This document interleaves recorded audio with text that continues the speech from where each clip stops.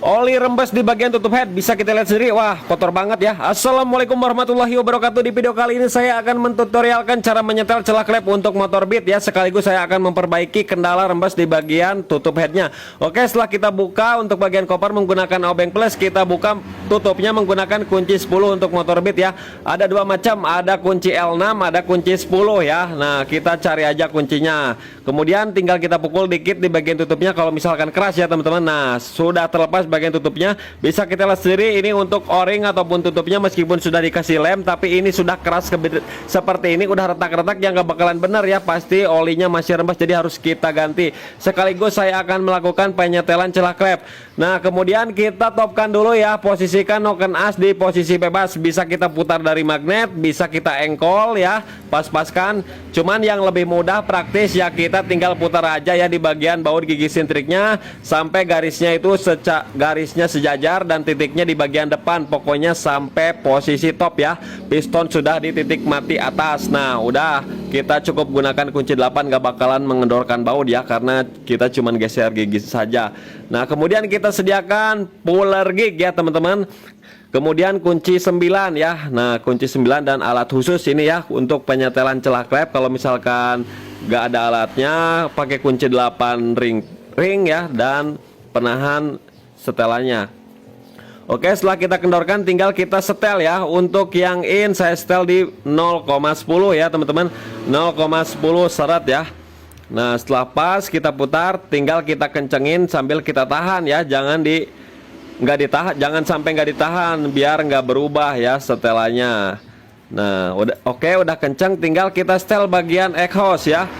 Nah, kemudian tinggal kita cari 0,20 ya bagian exhaust nih, kita paskan, kita simpan ya tengah-tengah, kemudian kita kencengin bautnya dulu ya sampai pas dulu. Nah, setelah agak pas baru kita kencangkan menggunakan kunci ya teman-teman.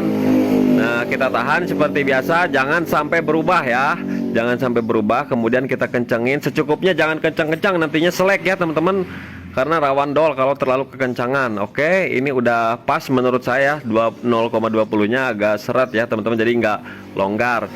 Nah, setelah itu baru kita putar lagi ya, kita engkol aja. Kalau misalkan nggak ada engkol, bisa diputar dari kipas, bisa dari gigi sintriknya tadi ya. Kita engkol lah beberapa kali putaran.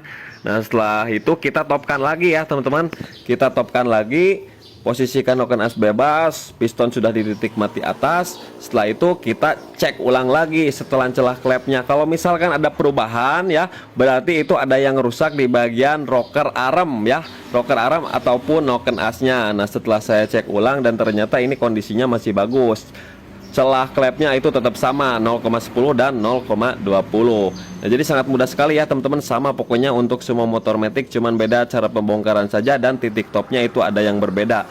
Nah, kemudian kita bersihkan ya bagian headnya seperti ini, sudah kita bersihkan. Kemudian tinggal kita pasang o-ring yang baru ya. Kalau o-ringnya dari merek CLS kurang lebih harganya 25 ya di saya itu.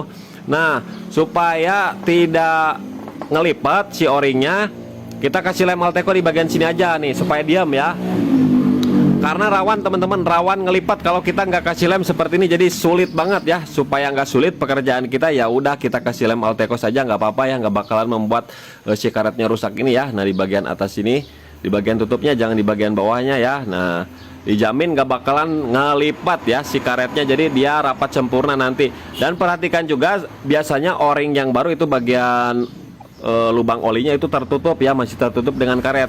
Nah, jadi usahakan jangan sampai tertutup biar olinya bisa melumasi bagian head. Kemudian kita kasih lem tribon di bagian cekungannya ini ya, cukup di bagian cekungannya ini, karena dari bawaan pabrik juga ada lem ya di bagian cekungannya ini ya teman-teman. Nah, cukup dari sini saja. Kalau misalkan o-ring baru nggak perlu semuanya ya, cukup di cekungannya aja, kecuali karetnya udah jelek baru kita bisa kasih semua. Oke, tinggal kita pasangkan. Nah, akan mudah ya teman-teman, dia diam ya si karetnya, jadi tinggal kita pas-paskan aja, udah beres ya, udah masuk. Jadi nggak perlu repot-repot benerin si o-ring ataupun karet. Kemudian di bagian baut tutupnya kita kasih lem juga ya, karena tadi juga ada rembesan ya. Nah, ada rembesan, karena o-ring di bagian situ masih bagus, jangan perlu diganti lah, kita kasih lem saja, dikasih lem aja nggak bakalan rembes ya, masih aman. Nah, dan dua-duanya ya kita kasih lem secukupnya aja, jangan sampai 1 ember ya. Kemudian cara pengencangannya itu harus berbarengan ya, jangan satu-satu. Kalau satu-satu nanti beda ya, nggak bakalan masuk yang satunya. Jadi harus sampai masuk dulu dua-duanya ya. Nah, setelah masuk dua-duanya seperti ini, boleh kita kencangin langsung ya. Dan ngencanginnya satu-satu aja secukupnya, jangan kekencangan karena rawan patah juga. Pokoknya tangan kita harus belajar mengencangkan ya, jangan sembarangan ya. Cukup ya, kita atur ototnya. Jadi otot otak sama hati itu sinkron.